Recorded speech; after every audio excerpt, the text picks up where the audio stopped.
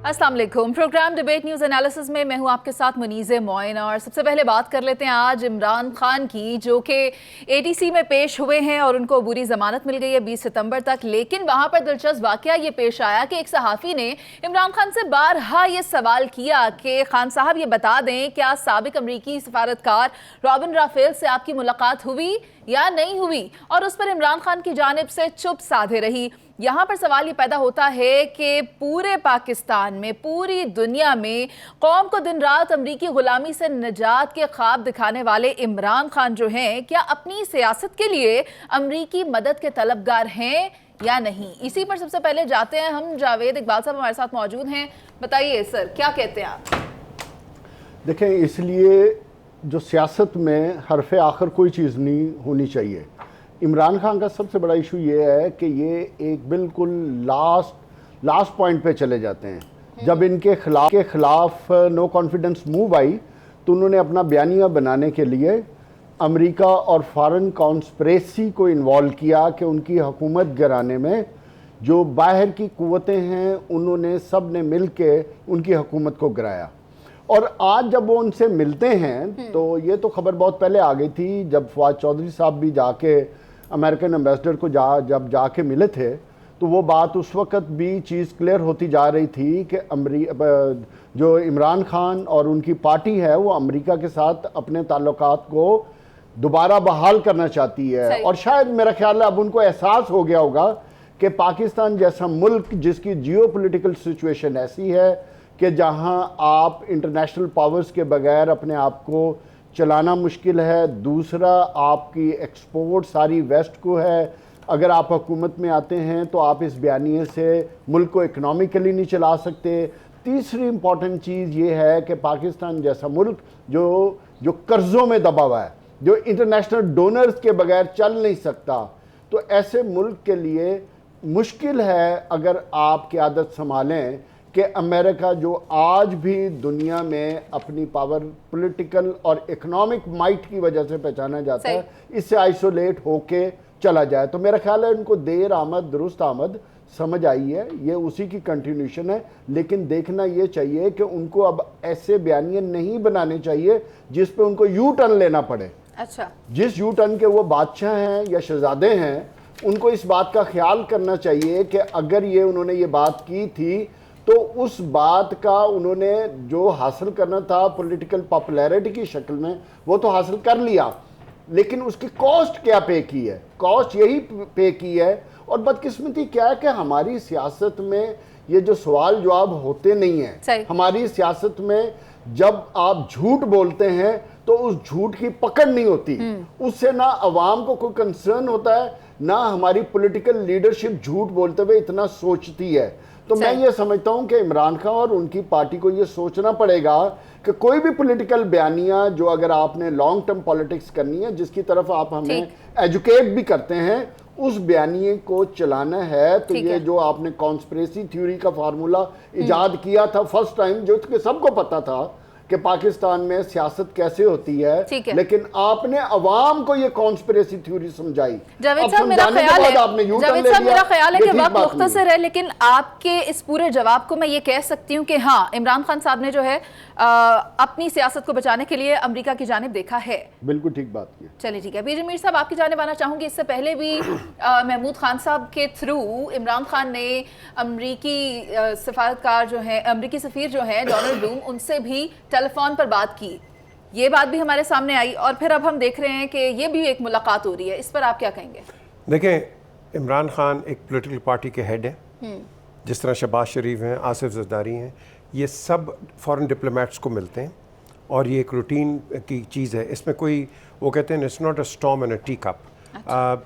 अगर आज इमरान मिल रहा है तो सारों को तकलीफ़ है, कल शहबाज मिल रहे थे या नवाज़ मिल रहे थे, सबको तकलीफ़ होती थी, या जरदारी मिलते थे। So the question here arises, ये जो प्रोसीजर होता है ये कंटिन्यू होता है। और पर्टिकुलरली जो स्ट्रॉन्ग कंट्रीज़ होती हैं उनके पास हमेशा दो गवर्नमेंट्स होती हैं, एक उनकी अपनी गवर्नमेंट होती है और एक उनकी सीक्रेट सर्विस होती है। KGB का अपना काम है, मोसाद का अपना है, सवाक का अपना है, और इसका जो है CIA का अपना है। CIA ये ऑन रिकॉर्ड है कि इट इज़ नोन कि ये गवर्नमेंट्स को उड़ाती है और चढ़ाती है। आपके पास इनके बड़े बड़े एग्जाम्पल्स पढ़े हैं।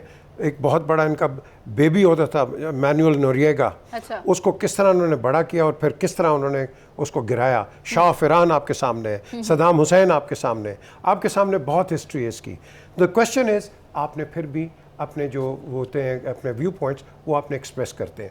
अब ये जो उसको मिले हैं आके ये साहब, ये बेसिकली फॉर्मर एम्बेसडर और ये लॉबियस्ट भी हैं और बेसिकली इनका काम होता है जब ये आते हैं इस तरह की मुलाकातें करते हैं, ये जाके एक फीलर लेते हैं और फीलर उस आदमी का ले रहे हैं कि जिसने पूरे पाकिस्तान को इस वक्त स्टैंड स्टिल पे रखा हुआ है।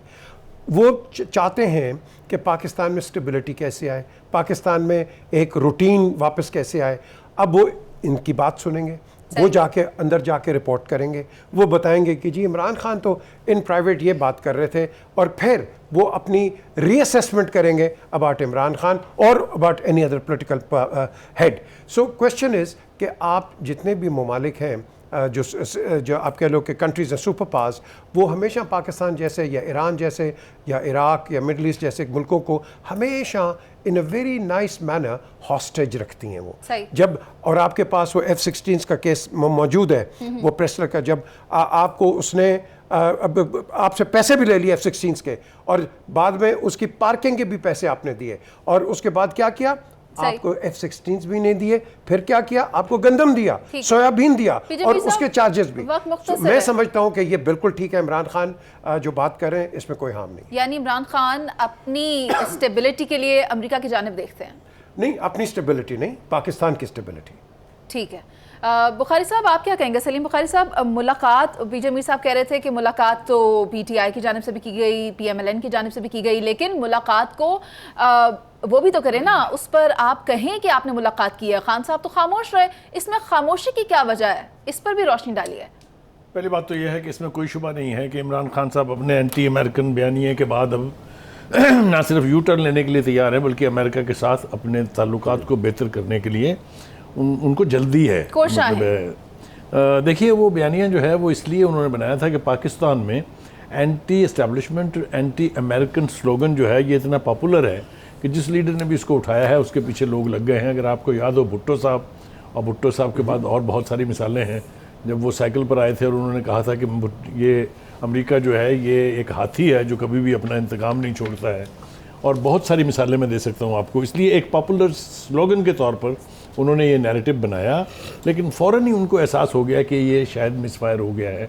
अगर आपको याद हो कि उनके इस बयानिए की तकरीर के सिर्फ 3 हफ्ते के बाद PTI की लीडरशिप की तरफ से डोनाल्ड लू के ऑफिस के साथ रब्ता किया गया था और उनसे कहा गया था कि हम अगला पिछला माफ़ करा के या भूल भुला के नए सिरे से ताल्लुकात जो है वो आपके साथ कायम करना चाहते हैं, जिसको डोनाल्ड लू ने रिस्पॉन्स नहीं किया या उसको मतलब है इस काबिल नहीं समझा कि उस पर बात हो। जो दूसरा नुकसान हुआ इमरान खान साहब का वो ये कि अमेरिका के साथ ताल्लुकात में तलखी आने के बाद पूरे यूरोप ने भी उनके साथ, जिसको कहते हैं ना हमारी ज़बान में, कुट्टी कर दी।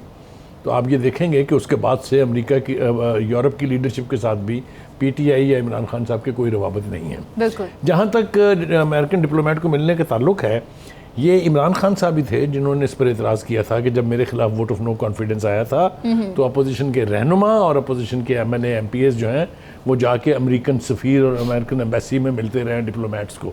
लेकिन इसके साथ ही फिर अलीम खान ने ये राज भी फाश कर दिया था कि जनाब मैं भी आपके घर पर जब आप अपोजिशन में थे तो अमेरिकी सफ़ीर से भी मिला था और बेपनाह डिप्लोमेट आपको मिलने के लिए आते थे। मतलब है कि ये रूटीन की बात थी जिसको इतना बढ़ा चढ़ा के पेश किया गया। अब जो लेटेस्ट सूरत हाल है वो ये कि 2 एलिगेशंस कह लीजिए या ये चीज़ें असर बाम आई हैं। एक ये कि रॉबिन रफेल के साथ उनकी मुलाकात हुई है और दूसरा ये कि डोनाल्ड ब्लूम के साथ उन्होंने कर्टसी चीफ मिनिस्टर KP के रब्ता कायम किया है। ठीक है। देखिए, जहाँ तक इस किस्म की मुलाकातों का ताल्लुक है, ये बात हवा में कभी नहीं होती, क्योंकि अगर ये झूठ होता तो अब तक अमेरिकन स्टेट डिपार्टमेंट बिल्कुल उनकी जानिब से वजाहत आ या खुद रॉबिन रफेल इसकी डिनाइल कर चुकी होती कि ये बकवास है, ये बेमानी बात है। दूसरी बात ये कि डोनाल्ड ब्लूम के साथ उनका रब्ता हुआ है।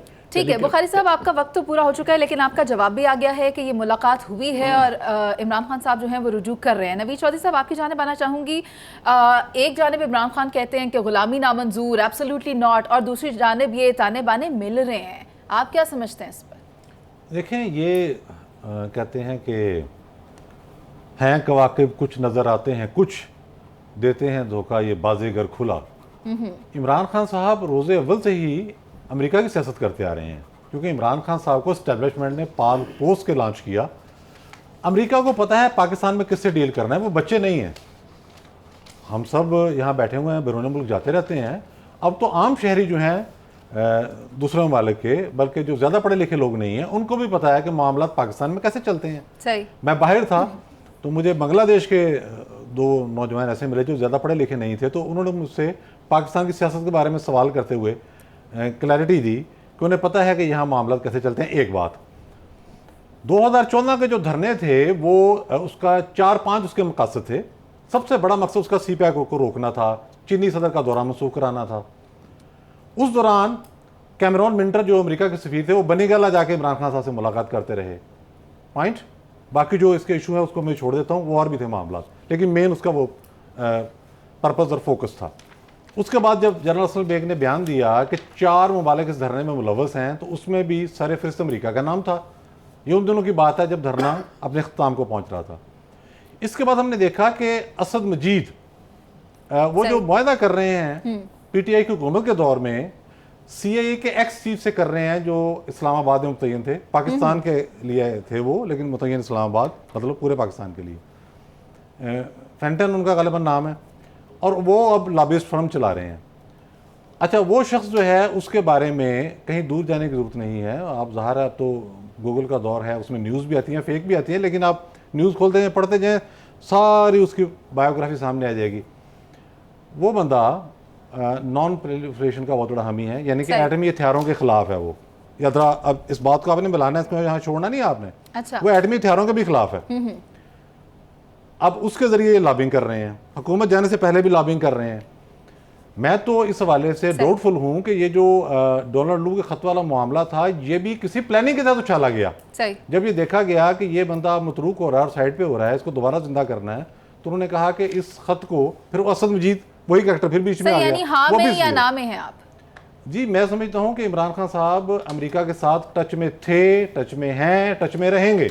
ठीक है, बेशक इमरान खान साहब की जानिब से इस पर कोई बात तो सामने नहीं आई, वो खामोश रहे, लेकिन साबिक अमरीकी सफ़ीर रॉबिन राफेल से इमरान खान की मुलाकात हुई या नहीं, कुछ वक्त में ये बात क्लियर हो जाएगी। और पंजाब की सियासत कौन सा रुख इख्तियार करने जा रही है, इस पर बात करेंगे एक ब्रेक के बाद। वापस आकर आप साथ रहिए।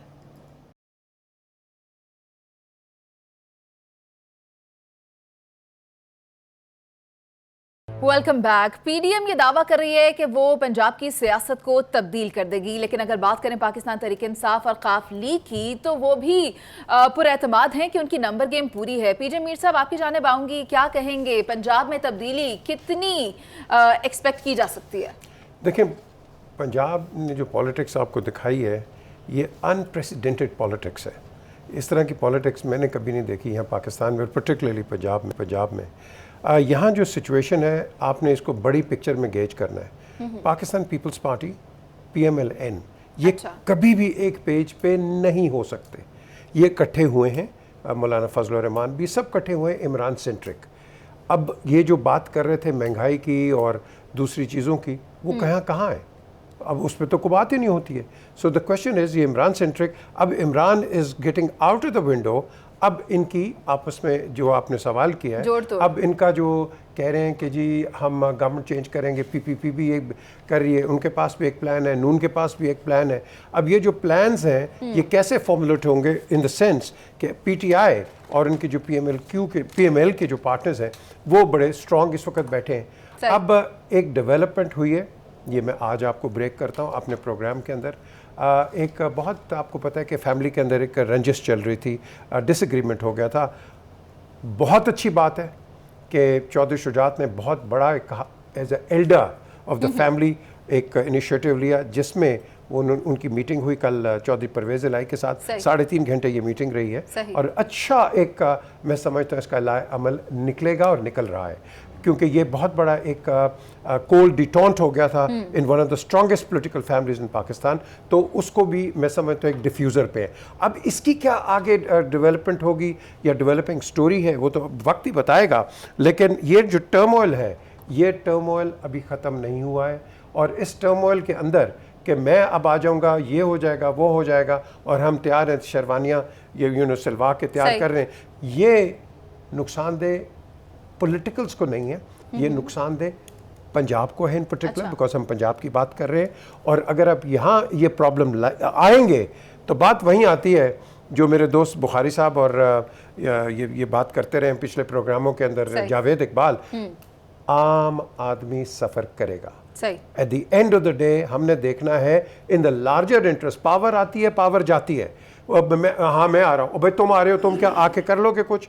ये पीडीएम क्या शोर कर रही थी ना, हम ये कर देंगे, वो कर देंगे, क्या किया इन्होंने मुझे बता दें। और इनका कसूर भी नहीं है, क्योंकि आपकी इकोनॉमिक हालात ऐसे हैं कि जो मर्जी आ जाए, वो एरिस्टोटल भी इधर आ जाए तो वो आपके हालात ठीक नहीं कर सकता। सो मैं समझता हूँ कि इसको आप ये जो रूमर चल रही है कि हम ये कर लेंगे, वो कर लेंगे, इसको रहने दें। जो मर्जी आ जाएगा, अफलातून आ जाएगा, इस वक्त आपके हालात ठीक नहीं कर सकते। साहब, यानी 3.5 घंटे तवील लंबी जो मुलाकात हुई वो सूदमंद रहेगी या नहीं?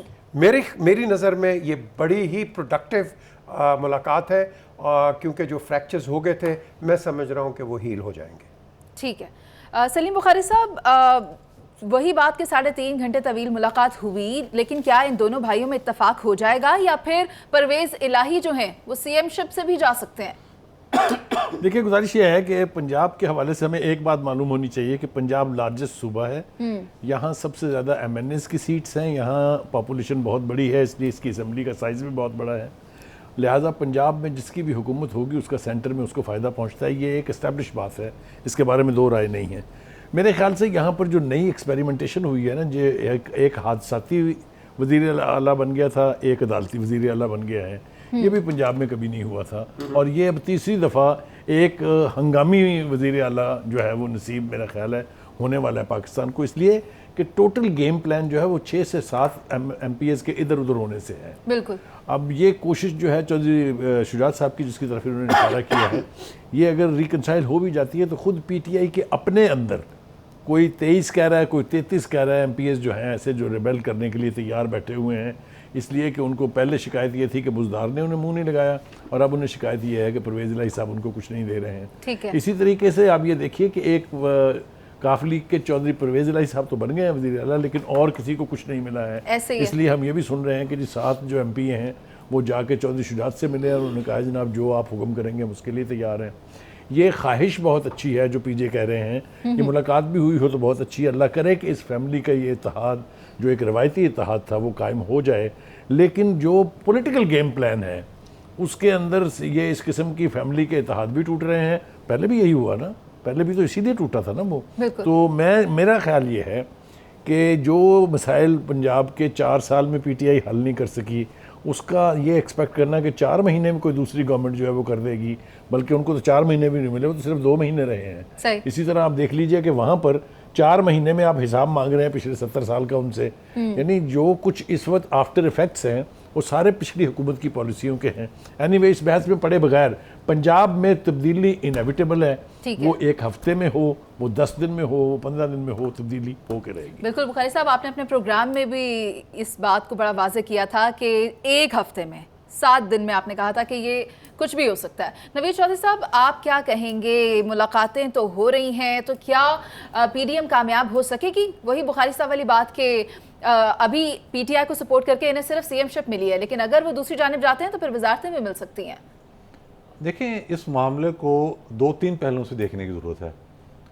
सबसे पहले तो हमने ये देखना है कि परवेज़ इलाही साहब को किसने कहा था कि एट द 11th आवर वो पाकिस्तान मुस्लिम लीग नून को छोड़कर PTI से मिल जाएं। सही। वफाक में उनकी हुकूमत थी, पंजाब में ये वज़ीर बन जाते तो एक सियासी इस्तेहकाम आ जाता। तर्जुमा इसका ये है, ट्रांसलेट अगर इसको करना चाहें तो इस तरह से करेंगे कि एक सियासी इस्तेहकाम आ सकता था। लेकिन कुछ हल्के ये चाहते थे कि मुल्क के अंदर सियासी इस्तेहकाम पैदा ना हो। हाँ जी। तो उनको आखिरी टाइम पर यह कहा गया कि आप अब बनी गाला का रुख करें। ऐसे हुआ एक। दूसरा मामला ये है कि इमरान खान साहब वैसे तो अब उनकी बॉडी लैंग्वेज जो है बहुत ढीली हो गई है। गुजरांवाला के जलसे में फिर वही PJ मीर साहब हंसेंगे, तारीख पे तारीख, तारीख पे तारीख, तारीख पे तारीख, फिर तारीख दे के कोई तारीख भी नहीं दी, अब तो वहां से भी भागे हैं। उन्हें इलेक्शन कराने की जल्दी है। बिल्कुल। अच्छा, अगर प्रेसिडेंट साथ देते हैं इलेक्शन के मामले पर तो प्रॉब्लम क्या है? प्रॉब्लम ये है कि इन केस हम अज्यूम करते हैं नून लीग जीत जाती है, परवेज इलाही फारग, टोटल फारग। हम एज्यूम करते हैं पीटीआई जीत जाती है, मैं आपको लिख के देता हूं परवेज इलाही साहब स्पीकर भी नहीं बनेंगे, अच्छा, टोटल फारग। तो उनकी तो हुकूमत उस वक्त तक है जब तक ये 10 सीटों का एक बैलेंस है, वो इधर खेलें या उधर खेलें। फिर इसमें एक अदालती मामला भी आया हुआ है जिसने सूरत हाल को और पेचीदा बना दिया। चीफ जस्टिस साहब ने आज भी उसको बहुत जोरदार तरीके से डिफेंड किया है और उन्होंने कहा वो फैसला मेरिट पर था। हाँ जी। और पाकिस्तान बार काउंसिल ने और सुप्रीम कोर्ट बार ने उस पर जो मुखालफत की वो दुरुस्त नहीं थी। वफाक ने जो मौक़िफ़ इख्तियार किया उस पर रिजेंटमेंट भी शो की, और रिजेंटमेंट ऐसे शो की कि जब नए जजों की तकर्रियाँ होनी थी तो वहाँ मुखालफत कर दी गई आके। ठीक। तो उनको भी अदालत का भी तो हमने मूड देखना कि क्या है। तो ये सारा मामला है। लेकिन सूरत हाल ये है कि अब परवेज इलाही साहब के पास भी ऑप्शंस कितनी हैं, वो जितनी मर्जी वो और उनका बेटा जो है वो इमरान खान साहब की जितनी मर्जी तारीफें कर लें, हाँ जी, उनको उतार बना के पेश कर दें, ऑप्शन उनके पास भी महदूद हैं। ये हमें ध्यान में रखना होगा। सही। ऑप्शन मुस्लिम लीग नून के पास भी महदूद हैं क्योंकि सारा मलबा पिछली हुकूमत को उनको उठाना पड़ रहा है और उनकी अपनी परफॉर्मेंस भी अच्छी नहीं है, ये हमें तस्लीम करना चाहिए। कोई अच्छी परफॉर्मेंस नहीं है। अब प्रेशर पे प्रेशर आ रहा है। ठीक है। अब मुल्क में सियासी इस्तेहकाम पैदा करना है या नहीं करना, मुल्क को एजुटेशन की तरफ लेके जाना है, इलेक्शन कब होंगे। परवेज इलाही बार बार अपने आप को डिस्टेंस कर रहे हैं इमरान खान साहब के बयान से। मसलन IMF का जो बयान होगा, जिस तरह से शौकत तरीन ने डील की जो सरीहन मुल्क दुश्मन थी, सही, मुल्क दुश्मनी की मुतरादिफ हरकत की, तो परवेज इलाही साहब ने डिस्टेंस किया उसको कि भाई ये क्या हो रहा है मामले को। फिर एस्टैब्लिशमेंट की क़यादत के मुतालिक जो कुछ उन्होंने कहा, परवेज इलाही साहब ने उससे भी अपने आप को डिस्टेंस किया। डिसएग्री कर रहे हैं और वो बहुत खान सारे साहब के मामला बयान हैं से। जिससे वो एग्री नहीं कर रहे और उनका इसी में तो उनकी बका है सियासी, वरना तो पार्टी का वजूद नहीं रहेगा। तो ये मामला बड़ा ही पेचीदा है। ठीक है नवीद साहब, आपकी राय पहुंच गई है, डिसएग्री कर रहे हैं खान साहब की बातों से और बज़ाहिर यही लगता है कि जो चेंज है वो इनएविटेबल है। जावेद साहब, आप क्या कहेंगे? परवेज इलाही साहब के पास कौन कौन सी ऑप्शंस बाकी रह गई हैं? वो क्या PDM से भी राब्ते में है? क्या लगता है आपको? मैं आता हूँ आपके सवाल की तरफ। पहले मैं सिर्फ 2 बातें अमेरिकन सफीर के हवाले से करना चाहता हूँ, बात सुन लेना आप। पहली बात यह है कि जितनी मजबूरी अगर इमरान खान की है उससे ज़्यादा मजबूरी अमेरिकन की भी है, इसलिए कि इमरान खान एक पॉपुलर लीडर है और कोई भी सुपर पावर हो या कोई भी ताकत हो वो एक पॉपुलर लीडर के अगेंस्ट नहीं जाती। ये बात हमें ज़हन में रखनी चाहिए। और दूसरी बात कि तमाम पॉलिटिकल पार्टीज़ के लीडर ऑफ एंड ऑन मिलते हैं, ये सबकी मजबूरी है। सर, लेकिन ये बात भी उधर तो खत्म करते हैं होगी ना, ना, मानते भी हाँ, तो हैं। ये इमरान खान की मैं समझता हूँ कि खामोशी बहुत से पैगाम दे रही है, उनके यूटर्न की तरफ भी जा रहा है और वो मतलब उसी से तो क्वेश्चन अराइज हो रहे हैं कि उन्होंने जो बयानिया बनाया था क्या वो बयानिया झूठा था या ये झूठ है। बहरहाल अब आ जाए जो पंजाब में तब्दीली। देखिए, पंजाब में तब्दीली इतना आसान नहीं है जितना हम समझ बैठे हैं।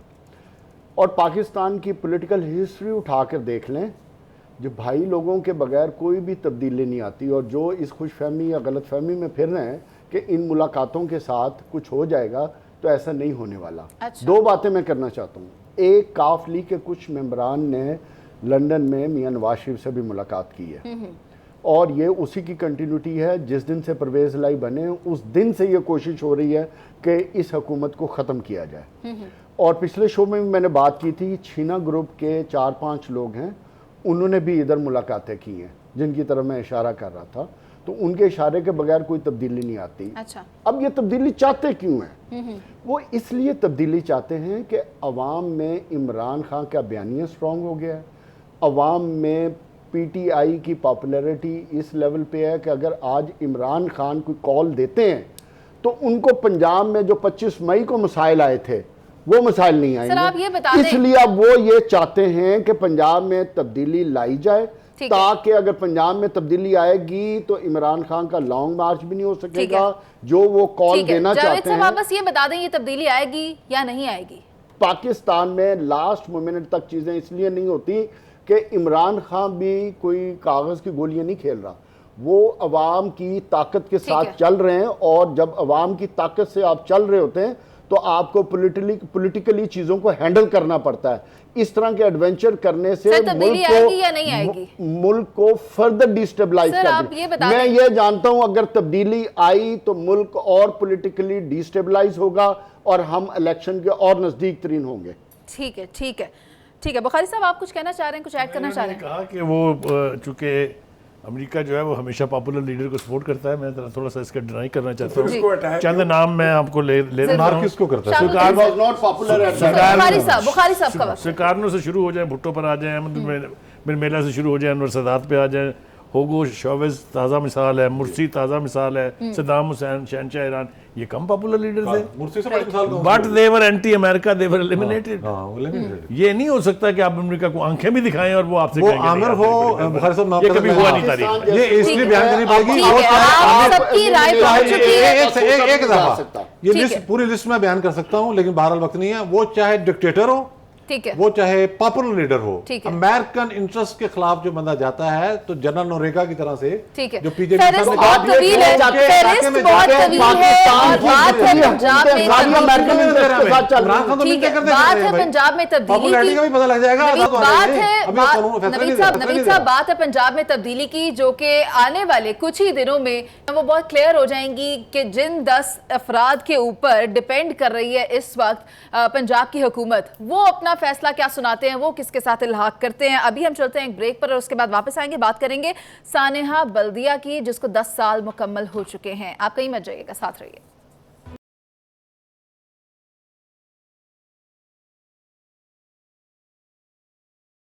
Welcome back. 10 साल पहले भड़कने वाली इस आग में 260 से जायद मजदूर जो थे वो जल चुके थे, लेकिन यहाँ पर अगर एक बात और भी ऐड की जाए तो वो ये कि इंसाफ के मुतलाशी हैं, अभी तक इंसाफ नहीं मिल रहा। और अगर इस केस पर आखिरी समाअत की बात करें तो वो 26 अगस्त 2022 को हुई थी, जबकि बगैर किसी नतीजे के उसे 6 हफ्ते मजीद आगे कर दिया गया था। यहाँ सवाल ही पैदा होता है कि सानेहा बल्दिया फैक्ट्री को इतना वक्त हो चुका है, क्या इंसाफ उन लवाहिकीन को मिला जिनके प्यारे उसमें जल गए थे? वो आज भी इंसाफ के मुतलाशी हैं। पीजे मीर साहब, आप क्या कहेंगे इस पर? देखें, सबसे पहले तो I have to make a comment. जो पिछले सेगमेंट में आपने सवाल किया है, हमारे पास एक पॉपुलर लीडर नवाज शरीफ, वो न्यूक्लियर ब्लास्ट करता है और उसको आप हटा देते हो। जितना काम उसने हमारे लिए किया है, आई मीन देखो, पॉलिटिक्स असाइड, आप उसको ऑफर भी करते हो, आप उसको ऑफर भी करते हो, और उसने पैसे नहीं लिए, ठीक है, $6 मिलियन तो उसने नहीं लिए। तो आई थिंक ये जो बात कर रहे हैं ना, पॉपुलर अपनी जगह पे बात होती है, उनका इंटरेस्ट होता है। बड़ा फर्क है दोनों की पॉपुलैरिटी में। दोनों की पॉपुलैरिटी में बड़ा फर्क है। इसकी तो पॉपुलैरिटी है ही नहीं भाई, अभी जेल में गया तो सारा खत्म हो जाएगा। किस्मती ये है, आपने तो बल्दिया का इसका एक एग्जांपल दे दिया, 10 साल हो गए हैं। मैं तो 70 साल की बात करता हूँ। फ्लड्स आते हैं, अर्थक्वेक्स आते हैं, हर किस्म के डिज़ास्टर्स होते हैं, हमने अभी तक कुछ नहीं उसका किया। आज आपके सामने देख लें, बल्दिया में क्या आज तक मैंने चेक करवाया है, वहाँ जाके कोई सेफ्टी ड्रिल नहीं होती in the event of fire और इलेक्ट्रिक फेलियर्स और व्हाटएवर। सर 8 साल बाद तो ये बात पता चली कि आग लगी नहीं, लगाई गई थी। देखें, वो सेकंड है। आपके पास डिजास्टर्स नेचुरल भी होते हैं और विल के साथ भी होते हैं। ये जब डिजास्टर आता है, आपने तो डिजास्टर को मैनेज करना है ना। तो आपने क्या किया वहां? आपकी फैक्ट्रीज के अंदर सेफ्टी मेजर्स हैं? नहीं है। आपके अंदर, आप जो वर्कर्स हैं फैक्ट्रीज के अंदर, आप उनको ट्रेन करते हैं in the event of fire और एनी अदर डिजास्टर कि उस एक्चुअल वर्कर का क्या सेफ्टी एंड हेल्थ का उसका प्रोसीजर है? बिल्कुल नहीं है। तो हम बात करते हैं जब रिजल्ट हो जाए। मैं बार बार हर शो में कहता हूं, हम रिएक्टिव हैं, प्रोएक्टिव नहीं है। हम रिएक्ट करते हैं, ओह ये हो गया, पट्टी लगाओ, टांका लगाओ, ये करो। ये हमारा मोडस ऑपरेंडी है। हमने इससे आगे निकलना है। हमने कौम को ट्रेन करना है, एक एक आदमी को, बच्चे को ट्रेन करना है। स्कूल के अंदर जो आपके बच्चे जाते हैं, इनको ट्रेन करो, फर्स्ट एड के अंदर करो, इनको ट्रैफिक के अंदर करो, हर चीज के अंदर। ये बल्दिया को तो देखो ना, अब आप ये जो हमने कह दिया कि भाई लगाई गई एंड ऑल दैट, तो आपके इंश्योरेंस कंपनी के इन्वेस्टिगेटर्स कहाँ हैं? After all the place was insured, कहाँ गई भाई? सो द क्वेश्चन है राइजेस, हमने टोटली अपने सिस्टम को रिवैम्प करना है, और हम रिवैम्प नहीं कर रहे। हम उसी अप्रोच पे आज मैं सबसे बल्कि सवाल भी करूंगा कि क्या ये जो फ्लड्स आए, क्या अगले साल की कोई मेजरमेंट्स लिए हैं आपने? ठीक है। अखबार में तो नहीं आई, ना ही हम जो बैठते हैं अपने प्रोग्राम्स के अंदर, हमको बात तो कर नहीं सकते कि भाई ये आ रहा है, ये प्लान आ रहा है, वो आ रहा है। हम तो कुछ कर ही नहीं सकते। सो द क्वेश्चन इज, कौन इसको आगे फ्यूचर का सोचेगा? ठीक है, पीजे मीर साहब, आपका जवाब आ गया है कि इंसाफ नहीं मिला। बुखारी साहब, जो इस केस में सजा याफ्ता मुल्जिमान हैं, उनकी अपीलें 21 माह से जेरे समात हैं, और कितना वक्त दरकार है इंसाफ देने के लिए इनको? देखिए वो जो पॉपुलर सेइंग है कि justice delayed is justice denied, उसके ऊपर तो कुछ ज़्यादा तकरीर करने की ज़रूरत नहीं है, लेकिन जो दो बातें मैं इस वक्त करना चाहता हूँ वो बहुत ज़रूरी हैं। ये जब हम सानिया बल्दिया की बात करते हैं तो ये एक इरा का नाम है। अच्छा। ये एक पूरा इरा था जब ऐसे लोग मौजूद थे जो कहते थे मैं चाहूँ तो कराची की सांसें बंद कर दूँ, जो जर्नलिस्टों को कहते थे कि देखें आपकी बोरी का साइज़ हमने ले लिया हुआ है। तो जब हम बल्दिया के इस सान्हे की बात करते हैं तो ये पूरा एक इरा है। हाँ जी। उस इरा का खुदा का शुक्र है कि खात्मा हो गया है। कराची की सांसें बंद करने वाले अब अपनी सांसों की फिक्र कर रहे हैं। एक बात तो ये है। दूसरी बात ये सर, वैसे आज की समात में उनका भी जिक्र आया है, इमरान खान साहब ने जब कहा तो मैं अभी उसी पर आ रहा हूँ। आपको याद होगा सब साथियों को, एक सौलत मिर्जा था जिसने फांसी से पहले एक इंटरव्यू दिया था। हाँ जी। उस इंटरव्यू के अगर आप फैक्ट्स रिकॉल करके देखें, जो डिफेंसिव जो इक्विपमेंट्स होती हैं ना जिसका जिक्र पीछे कर रहे हैं, वो वहाँ इस्तेमाल होती हैं जहाँ बाई एक्सीडेंट कोई शॉर्ट सर्किटिंग से आग लगे। लेकिन जहाँ प्लान करके पेट्रोल फेंक के आग लगाई गई, दरवाजे बंद कर दिए जाएं, दरवाजे बंद करके लाइटें ऑफ कर दी गई होंगी, हाँ तो जी, उसमें तो बचने का कोई चांस है ही नहीं। तो ये टेररिज्म की बदतरीन मिसाल थी जिस इरा की मैं बात कर रहा हूँ। हाँ जी। और उसके लोगों को सजा में ताखीर जो है ये जस्टिस का मजाक उड़ाने के बराबर है। उन लोगों के जिनके 265 लोग हलाक हुए थे, 50 के करीब जख्मी थे, उनसे पूछ के देखें उनके दिल पर क्या गुजरती है। तो ये मैं समझता हूँ कि उतना ही कसूर अदलिया का भी है, उतना ही कसूर इंतज़ामिया का भी है, जिन्होंने वो लोग जो पकड़े गए, जिन्होंने कन्फेशंस किए, उनकी भी अपीलें जो हैं वो 6-6 साल 10-10 साल से पहले पड़ी हुई हैं। इसका फौरी तौर पे फैसला होना चाहिए और करार वाकई सज़ा उनको देनी चाहिए अगर आप चाहते हैं कि इस किस्म के वाक़यात जो हैं वो मुस्तक़बिल ना। नवीद चौधरी साहब, जो इसकी आखिरी समात हुई है 26 अगस्त 2022 को, बगैर किसी कार्रवाई के उसको 6 हफ्ते के लिए मुलतवी कर दिया गया है। वही बात आ गई कि प्रोसिक्यूशन का निज़ाम जो है वो कमज़ोर है। क्या कहेंगे, इंसाफ मिलता दिखाई दे रहा है? सवाल ही पैदा नहीं होता। देखिए MQM की अब भी अफादियत है, उसका जो कहना चाहिए कटु साइज किया गया उसे। जैसे फ़रूख सत्तार शामिल होना चाह रहे थे तो उन्हें पैगाम मिला कि MQM पाकिस्तान ने कहा कि आपके लिए परमिशन नहीं मिली, बुजुर्ग नहीं माने। तो फ़रूख सत्तार साहब भी बड़े शरारती हैं, तो उन्होंने कहा कि भाई मैंने तो सुना था बुजुर्ग न्यूट्रल हो गए हैं। अच्छा। फिर हमने देखा कि हैदर अब्बास रिजवी पाकिस्तान आए हैं और लेकिन उनको भी इजाज़त नहीं मिली, तो फिर वो अगले दिन दोबारा दुबई चले गए। मतलब MQM मौजूद है लेकिन उसका कटु साइज है फिलहाल। एक बात फिर वही है कि कराची, हैदराबाद, शहरी सिंध 35 साल तक हार्ड कोर क्रिमिनल्स के सुपुर्द कर दिया गया। जिसको चाहो मारो, जिसको चाहो जिंदा जला दो। जजों को दीवारें फराकर सिंध हाईकोर्ट के अंदर जाना पड़ा। आपको याद है 12 अक्टूबर 2007 को क्या हुआ था? सड़कों पर कत्लेआम होता रहा। कौन सा कानून नाफिज करने वाला इदारा कराची में मौजूद नहीं था? कौन सी इंटेलिजेंस एजेंसी वहां मौजूद नहीं थी? मकसद क्या था? खौफ और राज फैलाना, एक गिरोह के जरिए शहरी सिंध को यकमाल बनाना। बाद में जब वो पॉलिसी तब्दील हुई तो मामला दुरुस्त होने शुरू हो गए। हम तो उस वक्त भी कहते थे भाई ये कौन से तालिबान है, ये कौन सा अलकायदा के ट्रेंड लोग हैं कि जो आएंगे और जंग शुरू हो जाएगी, कोई लश्कर शुरू हो जाएगी। कौन इनसे करवा रहा है? जजेस इतने खौफजदा थे कि जब अल्ताफ हुसैन की तकरीर पर पाबंदी लगवानी थी तो मामला लाहौर हाईकोर्ट लाया गया। अच्छा। आप जहां से अंदाजा लगा लें वहां होकर इनसिक्योर हो गए थे ना? नहीं, इनसिक्योर किसने किया? कौन था उनके पीछे जो इतने हंगामे करवा रहा था? और इतनी मतलब थानों में जितने SHO लगते थे उसमें इनपुट किस किस की थी? सिर्फ आप सियासी हुकूमत में ना डालें। पीपल्स पार्टी भी उनके अताब का निशाना बनी, जमात इस्लामी भी उनके अताब का निशाने बनी, JUI भी उनके अताब का निशाना बनी, और उसकी आड़ के अंदर फिर बहुत सारे बैरूनी मुमालिक में दहशतगर्दी शुरू कर दी। हाँ ये जो वाकया है ये इतना क्लियर वाकया था कि इसमें सब मुजरिमों को पकड़ना और सजा देना बड़ा आसान था। Hammad Siddiqui was the main culprit, उसने बुलाया, वो कराची के इनके MQM के हेड थे।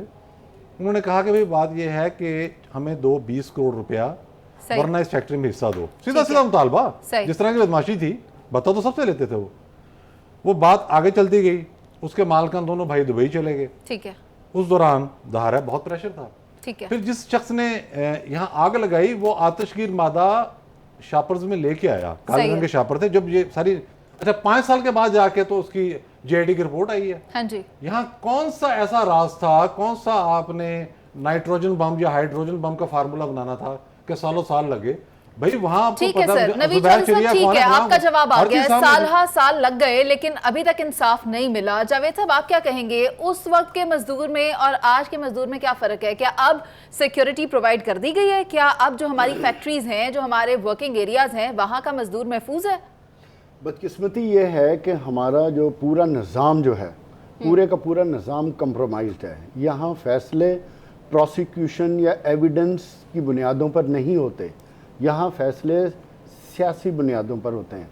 यही वजह है कि आज 10 साल गुजरने के बाद इतना क्लियर कट केस है, ओपन एंड शट केस जिसे कहते हैं, वो केस है जिसमें 200 से ज़्यादा लोग मजदूर मर गए, लेकिन सर 200 कम है, 260 से ज़्यादा 260 से ज़्यादा मर गए, लेकिन अभी तक उसका रिजल्ट क्यों नहीं आया? उसकी सिर्फ एक ही वजह है कि जो लोग इस सान्हे में इन्वॉल्व हैं उनकी पॉलिटिकल यूजेज है। अच्छा, उनकी पॉलिटिकल ज़रूरत है किसी ना किसी की। यही वो मसला है जिसकी वजह से कराची आज तक तरक्की नहीं कर सका। यानी बिल्कुल ठीक बात की है। सियासत खलल है। इंसाफ नाम की तो चीज नहीं है ना, सियासत ही होती है इंसाफ में भी और सड़कों पे भी और गलियों में भी। अगर पिछले 35 साल जिसकी तरफ चौधरी साहब ने इशारा किया, बिल्कुल ठीक किया है। कराची को बर्बाद करने में सबका हाथ है। चौधरी साहब ने तो एक तरफ इशारा किया, मैं सबका हाथ इसलिए कह रहा हूं कि हमारी पॉलिटिकल लीडरशिप भी कंप्रोमाइज करती है। यार कम से कम कुछ लाइंस तो रखो जहां कंप्रोमाइज नहीं करना। मासूम लोग जहां मर रहे हैं, आज भी कराची में जो सड़कों के हालात हैं, जो सीवरेज के हालात हैं, जो बिल्डिंग्स के हालात हैं, क्या वो इस तरह के सान्याहात को दावत नहीं दे रहे? यही तो बात कर रहा हूं। क्या इस साने के बाद बेसिकली तो लोग धुएं से ज्यादा मरे ना। आग तो लग गई, उस आग लगने के बाद जब आग भड़की है उससे पहले धुएं से लोग मर चुके थे, दरवाजे तक बंद हो चुके थे। हमने सीखा क्या है? चलो अगर इसको रियलिस्टिक ही ले लें, पेपर्स की बुनियाद पे, कराची में कुरंगी साइट एरिया है, मलीर साइट एरिया है, उसके बाद फेडरल बी साइट एरिया, इन साइट एरियाज में आज भी वही हालात हैं जो इस आग लगने वाली फैक्ट्री के हालात हैं। सही। क्या उधर जो मैनेजमेंट कमेटीज हैं, मैनेजमेंट अथॉरिटीज हैं, क्या वो जो बाय लॉज हैं उन पे इंप्लीमेंट करवा रही हैं? नहीं। क्यों? क्या हमारे नजदीक 200, 250, 350 लोग मरना कोई मैटर ही नहीं करते।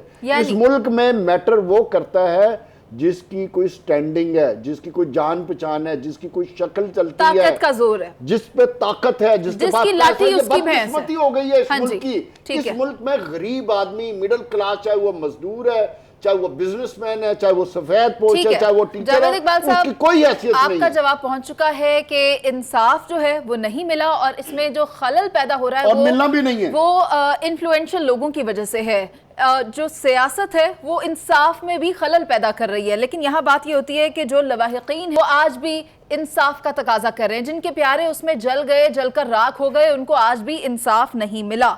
और इंतहाई अफसोस के साथ कानूनी मुहावरा है, जस्टिस डिलेड जस्टिस डिनाइड। कहना तो नहीं चाहिए लेकिन यहाँ पर वही दिखाई देता है। कल वापस आएंगे, आपसे फिर करेंगे मुलाकात। अभी के लिए अल्लाह ने के बाद।